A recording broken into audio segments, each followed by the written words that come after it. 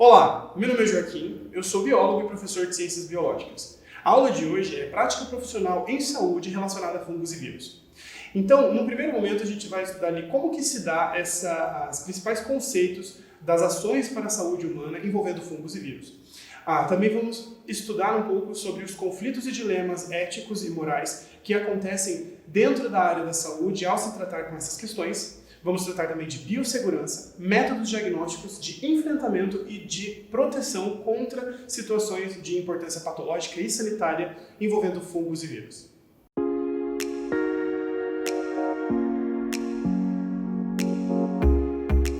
Olá, estudante! Hoje vamos falar sobre a prática profissional em saúde relacionada a fungos e vírus, a começar com fungos e então para vírus, e algumas questões morais e éticas sobre isso.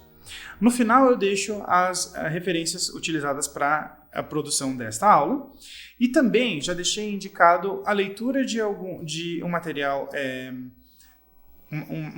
sobre esse conteúdo no seu ambiente virtual. Não esqueça que isso daqui é uma síntese, é um mapa para o seu aprendizado e dependemos muito da sua leitura do material base para dar continuidade com esse processo de aprendizagem, beleza? Vamos então falar sobre a importância hospitalar de fungos e vírus, a começar com fungos.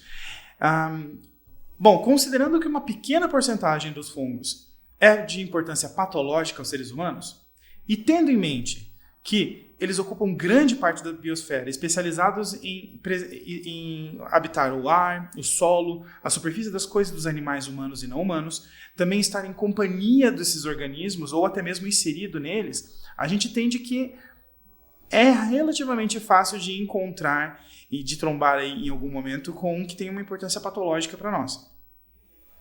As principais vias de contaminação para nós, seres humanos, é a entrada pelas vias aéreas superiores, ou por caminhos de entrada que são causados nos tecidos de revestimento, seja por materiais pérfuro-cortantes, por ferimentos causados por unhas ou por apêndices pontiagudos também. Então, arranhões, cortes, por exemplo. Os principais tipos de fungos são as leveduras, que são unicelulares, ou seja, que têm reprodução por brotamento ou fissura único ou múltiplo, e também os filamentosos, que são os pluricelulares. Neles, a unidade básica do fungo, que são as hifas, elas podem ser septadas, ou seja, ter uma separação no meio delas, ou cenocíticas, não ter essa separação. Quando não tem essa separação, então temos aqueles que são os fungos de hifas dicarióticas ou heterocarióticas, que possuem 2 ou mais núcleos, inclusive. Ao longo de vida, inclusive, alguns apresentam as duas formas, e esses são conhecidos então como dimórficos. O método diagnóstico com relação a fungos é principalmente por cultura, que considera então os aspectos morfofisiológicos dos fungos para a identificação, desde o seu formato, coloração e etc. O cuidado com os protocolos na hora da coleta e o transporte das amostras é essencial, porque uma amostra não contaminada é essencial, uma amostra de qualidade na questão de quantidade de peça de exemplar removido é muito importante para o sucesso dessa cultura.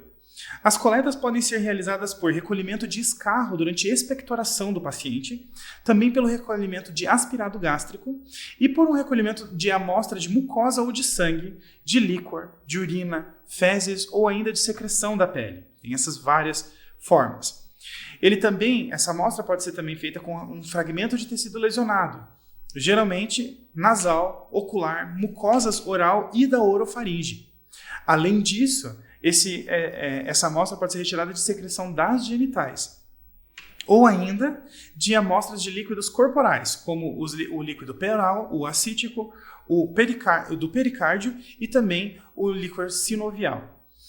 Além disso, em casos mais superficiais, também para a cultura são retiradas amostras de exemplares de pelos e unhas e de material secretado de punções, lesões ou ainda abscessos. Já os vírus, eles possuem qual é a importância hospitalar deles nesse contexto? Eles têm uma dimensão muito reduzida, o que reduz significativamente a gama de opções para o diagnóstico relacionado a vírus, sendo que as técnicas mais comumente empregadas para a identificação dos vírus de relação patológica é o isolamento e a identificação do vírus em cultura de células, a sorologia para a detecção de antígenos virais, bem como a presença de anticorpos ou de material do sistema imunológico que são específicos em resposta à infecção viral X ou Y, no caso, a detecção direta da partícula viral presente nessa cultura e a amplificação de ácidos nucleicos também. Qual que é o papel, então, do profissional da saúde com relação à educação para a prevenção?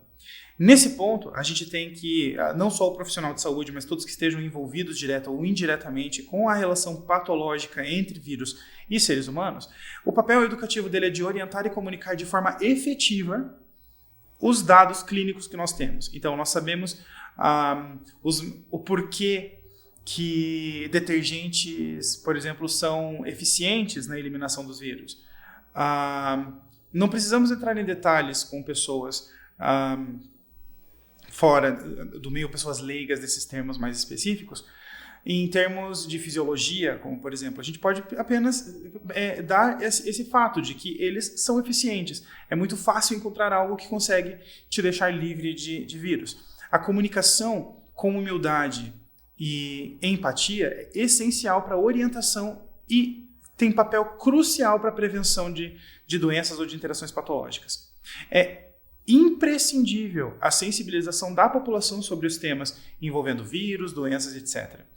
E a identificação da prevenção ou do combate a essas doenças, né, do convívio, o manejo da identidade sanitária da população é uma responsabilidade compartilhada pelo Estado, pela família e pelo serviço de saúde. E todos nós estamos inseridos em pelo menos uma dessas esferas, se não em mais.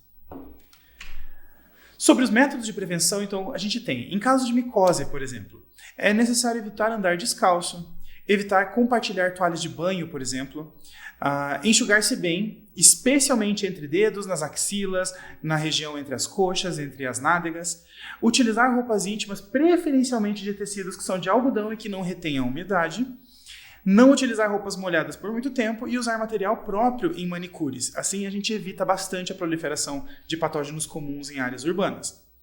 Para a prevenção de aspergiloses, que são uma das de maiores importâncias hospitalares, é imprescindível a lavagem da mão com água e sabão após exposição ao solo contaminado com o fungo.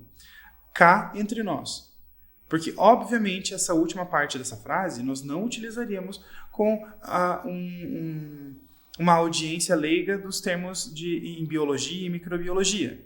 Porque não tem como sabermos se o solo está contaminado ou não. Por isso, a comunicação efetiva é lavar as mãos com água e sabão sempre após exposição ao solo. Também evitar a permanência em áreas com elevada suspensão de poeira, porque a transmissão dos agentes patológicos da aspergilose acontece muito mais de maneira facilitada em ambientes com suspensão de poeira.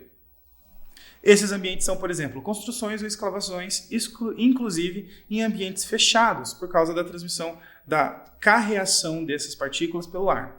Caso não seja possível evitar essas áreas, como por exemplo as pessoas que trabalham com construção civil, deve-se usar então a máscara facial, seguindo as normas do material de proteção.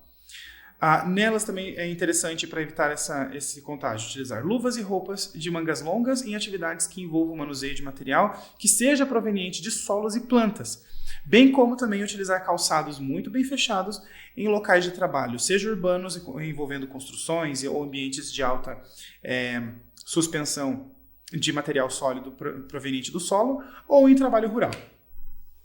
Além disso, a lavagem das mãos pelos profissionais de saúde que manejam os pacientes, especialmente daqueles que estão em isolamento, e o monitoramento constante da qualidade do ar e da água. Dessa forma, a gente consegue reduzir o número de infecções que são oportunistas no ambiente hospitalar. A limpeza e a manutenção do sistema de climatização do ar hospitalar é essencial, porque, dado um certo momento de negligência desse sistema de climatização, ele para de ser um sistema de prevenção a essas infecções e passa a ser um fator contagioso. Para isso é necessária a troca frequente dos filtros de higienização e dos demais componentes dos HEPA filters e também dos dutos e forros daquele ambiente, porque pode estar contaminado e potencialmente disseminar ele no ambiente. Com relação à criptococose, que tem ainda, infelizmente, uma importância muito grande nos dias atuais, é necessária a utilização de equipamentos de proteção individual, principalmente de máscara, sempre que estiver lidando com uma situação com risco maior de contato com fezes de aves, principalmente com árvores como eucaliptos e etc. Na limpeza de galpões também, onde há a criação de aves e o aglomerado de pombos. As medidas de controle populacional de pombos são muito importantes nesse ponto, como, por exemplo, reduzir a disponibilidade de alimento, de água para eles e, principalmente, de abrigos. E é por isso, de novo, que a sensibilização da população em geral é tão importante para o manejo sanitário, porque é popularizado a ideia de uma praça com a fonte para os pombos, com bancos para alimentar os pombos, e na realidade isso é detrimental a nossas habitações urbanas. Além disso, os locais de acúmulo de fezes desses animais devem ser umidificados para que os fungos possam ser removidos com segurança, assim como possibilitar a sua dispersão por aerosóis, uma vez que no ambiente seco propicia a dispersão dos fungos que estão relacionados à criptococose. Com relação a vírus, está um pouco mais popularizado os métodos de prevenção, como, por exemplo, lavar sempre as mãos, não compartilhar copos e talheres, lavar sempre os alimentos, dando atenção especial àqueles que serão consumidos in natura, como vegetais e frutas, utilizar preservativo em todas as relações sexuais, utilizar repelentes em áreas com grande quantidade de mosquitos e outros tipos de artrópodes, vacinar-se sempre que disponível, evitar aglomerações de pessoas em épocas de surtos de determinadas doenças ou, se obrigado a estar nessas aglomerações, utilizar aparelhos de segurança caso você esteja imunodeprimido ou com suspeita de carregar alguma doença viral. E ainda, promover hábitos mais saudáveis em ambientes fechados como salas de aulas, ônibus, transporte público e carros, abrindo janelas, deixando o ar passar, deixando o ambiente respirar e etc. E evitar o contato com pessoas doentes por motivos óbvios. Mas lembrando que é uma via de mão dupla. Quando você é a pessoa doente, evite o contato com outras pessoas. Com relação à moral e ética em saúde, relacionada à patologia com fungos e vírus, tem-se que cabe ao profissional o profissional que está lidando com a questão sanitária, compreender os aspectos que são intersubjetivos da sua prática profissional, ou seja, para além do que ele está fazendo. Nisso é necessário reconhecer a responsabilidade compartilhada entre o serviço de saúde, no qual esse profissional está inserido, o Estado e a família. Além disso, é muito importante, especialmente nessa altura do século que estamos vivendo, compreender a complexidade das vidas e das sociedades humanas, que não são feitas apenas da vida biológica e da vida social, mas das duas juntas e de outras vidas ainda. E compreender que essas diferentes esferas das vidas e das sociedades humanas, elas estão interconectadas e se influenciam mutuamente. Dito isso, é parte crucial do desenvolvimento moral e ético de profissionais que estejam direta ou indiretamente ligados ao manejo sanitário, compreender os conceitos de biossegurança, que é um conjunto de ações que são voltadas para a prevenção, a minimização ou a eliminação dos riscos que possam comprometer a saúde dos humanos e dos animais não humanos e do meio ambiente como um todo. Para isso, então, é principalmente engendrado a prevenção de acidentes em ambientes ocupacionais, incluindo conjunto de medidas técnicas, administrativas, educacionais, médicas e psicológicas. O fato do conjunto de medidas abranger desde as técnicas administrativas, educacionais, médicas e psicológicas é exatamente reconhecendo a intersubjetividade das realizações da experiência humana. Portanto, reconhecimento de que a atuação em manejo sanitário não se dá apenas no ramo da técnica, nem da administração, mas também tem o fator psicológico que impera e também da educação, do que se conhece, do que se ignora, certo?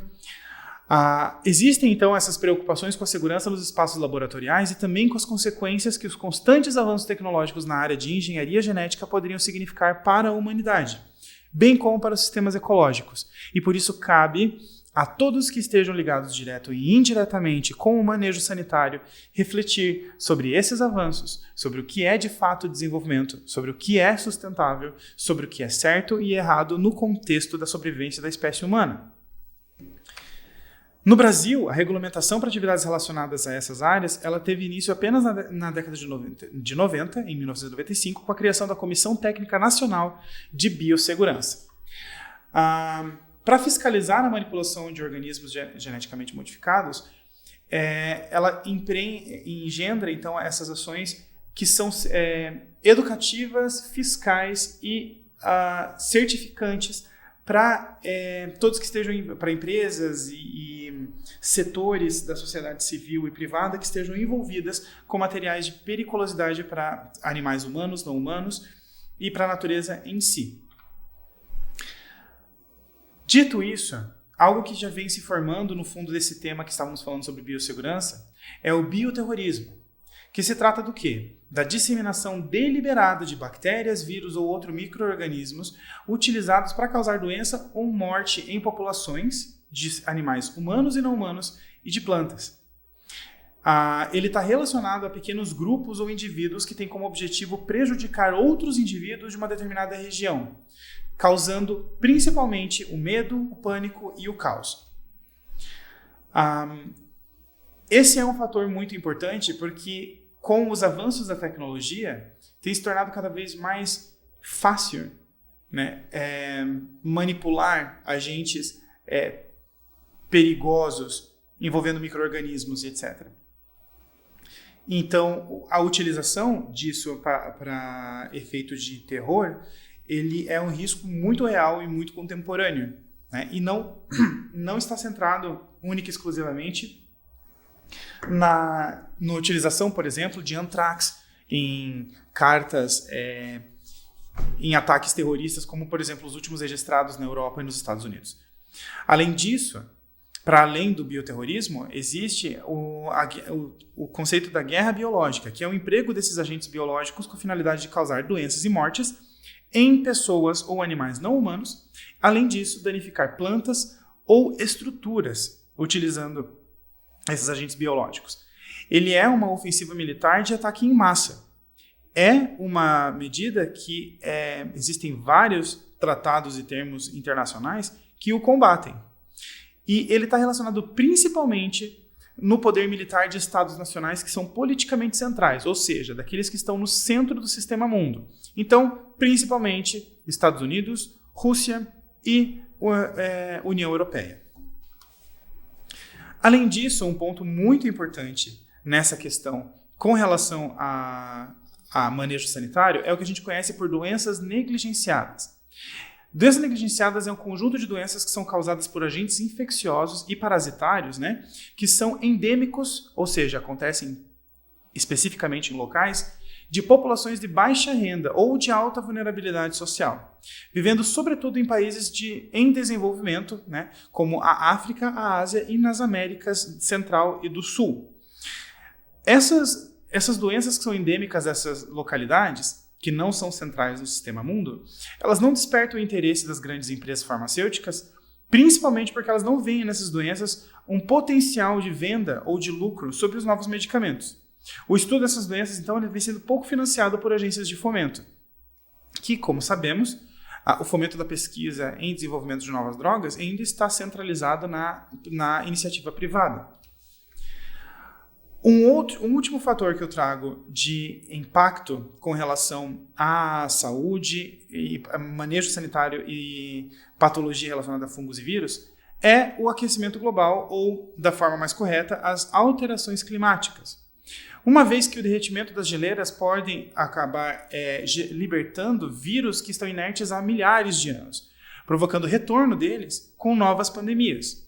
Como, por exemplo, já está acontecendo os modelos de vírus que foram encontrados nas geleiras do Tibete, que estão derretendo agora, que são diferentes de qualquer outro já descoberto.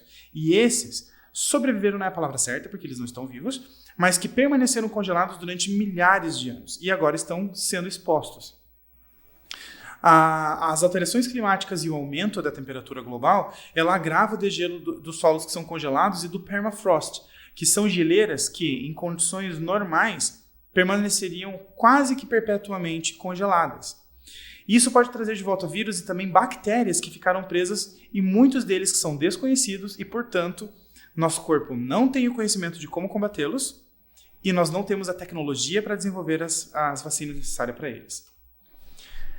Num último ponto, com relação a um item que eu citei nesse último ponto de discussão das alterações climáticas, que eu disse novas pandemias. Vamos aqui também delimitar o que seria pandemia, endemia e epidemia. Com o agravo do contato dos seres humanos com novos patógenos, existe a possibilidade muito real de uma calamidade de saúde pública, juntamente com uma presumível crise econômica que vem em decorrência dessa calamidade de saúde pública. Para isso, é necessário estabelecer limites econômicos que sejam flexíveis para combater uma pandemia altamente letal. O que eu quero dizer com isso? Eu exponho ali no slide como pergunta, mas eu dou isso como resposta, porque, sim, devemos estabelecer limites econômicos. Nós devemos expandir os limites econômicos para se utilizar durante uma crise de saúde pública. O que se vê, especialmente num período pós-Covid-19, de que os limites econômicos estão muito estritos e não funcionam em prol do bem-estar social comum. Até que ponto se pode, então, restringir a liberdade de agrupamento das pessoas? É uma questão de moral e ética em saúde também. Quantos dos profissionais envolvidos em saúde não se sentiram abandonados pela população por ver eles ao longo da pandemia de Covid de 2019? Ignorando as diretrizes sanitárias de equipamentos de segurança e de aglomeração de pessoas. Outra pergunta que nós devemos nos fazer na questão de patologia com vírus e fungos é se é eticamente aceitável aumentar o risco do grupo mais vulnerável em prol de um melhor equilíbrio da economia. Esse é um utilitarismo que cabe nos nossos dias atuais? Será que, em nome de uma economia mais forte, está certo realmente vulnerabilizar idosos, imunodeprimidos, assim como aconteceu durante a pandemia de Covid-19? E será que é certo considerar obrigatória a vacinação? Até onde isso atinge o direito de escolha e de liberdade dos outros seres humanos? Mas, e até quando isso atinge ou não a questão dos direitos coletivos, no qual nós temos um pacto silencioso e coletivo a atender? São vários pontos que precisam ser discutidos e avaliados para que consigamos evoluir enquanto sociedades para estar melhor preparados para impactos potencializados pela globalização, pelas alterações climáticas e que vão acarretar em vários cenários similares com o que a gente viu com o Covid de 2019. Além disso, o uso abusivo de drogas, como por exemplo itens farmacológicos como remédios, antibióticos especialmente, eles acabam facilitando e vulnerabilizando as sociedades humanas para o efeito de patógenos. E isso é um grande risco para a nossa humanidade, especialmente para a nossa sociedade humana, principalmente porque está nos ajudando a selecionar patógenos cada vez mais fortes e que em um dado momento podem acabar virando uma calamidade de importância sanitária. O LSD, por exemplo, é uma droga semissintética que é produzida a partir de um alcaloide biosintetizado naturalmente de um fungo, por um fungo, aliás. E ele tem um efeito sobre a percepção da realidade que altera a neuroquímica da psique humana. Ele chama a atenção para a área médica com perspectiva de desenvolvimento de uma nova farmacoterapia para transtornos da mente, que não são bem responsíveis à terapêutica convencional. O abuso do LSD acaba vulnerabilizando o sistema neurológico do paciente e o paciente em si. Porém, o uso consciente do LSD traz um potencial de novos métodos diagnósticos não, mas de tratamento. Então, nós precisamos nos debruçar enquanto sociedade sobre temas de uso desses tipos de drogas semissintéticas para quebrar alguns preconceitos, ver os limites, deixar claro qual que é a utilização e a nossa limitação na utilização dele para dar continuidade para o desenvolvimento da saúde. Por fim, gostaria de introduzir a ideia de indicadores de saúde, que são itens utilizados para avaliar o avanço de determinadas doenças da população que é assistida e permite o planejamento de ações de prevenção e de controle da doença. São eles, então, a morbidade, que se refere ao conjunto de indivíduos que adquiram a doença em dado intervalo de tempo, a mortalidade, que se refere ao conjunto de indivíduos que morreram em dado intervalo de tempo, a letalidade, que é o poder que uma doença tem de provocar a morte, e ele avalia em específico a gravidade. Com base nesses indicadores, é possível determinar que uma doença em determinada área é endêmica, epidêmica ou pandêmica, sendo que a endemia é a manifestação de uma doença em certa região. A epidemia é o aumento do número de casos muito acima do esperado e não delimitado a uma única região. E a pandemia é quando uma epidemia se estende a níveis mundiais, já não respeitando mais a nossa concepção abstrata de estados e de divisas. A transmissão das doenças depende de uma série de determinantes, sendo eles econômicos, culturais, ecológicos, psicossociais e biológicos, e tudo isso interfere nos indicadores de saúde abordados até aqui. Bem, essa foi a nossa aula de hoje. Não esqueça de conferir e realizar, né, a sua atividade que já está disponível no seu ambiente virtual de ensino. Nós ficamos por aqui e nos vemos numa próxima ocasião. Fique bem. Então, por hoje é só. Não esqueça de conferir o texto base e de realizar os exercícios que estão disponíveis no AVA e a gente se vê na próxima.